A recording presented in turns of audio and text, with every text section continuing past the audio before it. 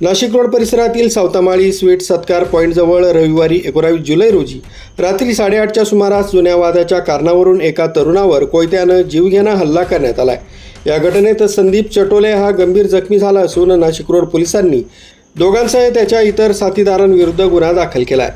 पोलिसांनी दिलेल्या माहितीनुसार संदीप चटोले हा भेळ घेण्यासाठी सावतामाळी स्वीट सत्कार पॉईंट जवळ गेला असता दीपक उर्फ नाण्या गांगुर्डे, वैभव डोळस आणि त्यांच्या साथीदारांनी जुन्या भांडणाचा राग मनात धरून त्याला अडवलं। तुला जास्त माज आलाय का? आमच्या नादी लागतो, आज तुझा खेळ खल्लास करतो, अशी धमकी देत आरोपींनी कोयत्यानं संदीपच्या डोक्यावर, बरगडीवर आणि पायावर वार केलेत। तसं शिवीगाळ करून त्याला गंभीर जखमी केलंय।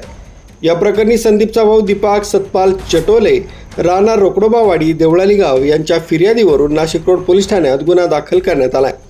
संशयित दीपक उर्फ नाण्या गांगुर्डे, वैभव डोळस दोघेही राहणार रोकडोबावाडी, देवळाली गाव तसं त्यांच्या इतर साथीदारांविरुद्ध भारतीय न्याय संहिता तसंच शस्त्र अधिनियमातील विविध कलमान्वये गुन्हा नोंदवण्यात आला। या प्रकरणाचा पुढील तपास पोलीस उपनिरीक्षक बिडकर हे करीत आहेत। मुख्य संचालक रवींद्र जाधव, लोकराज्य न्यूज, नाशिक रोड।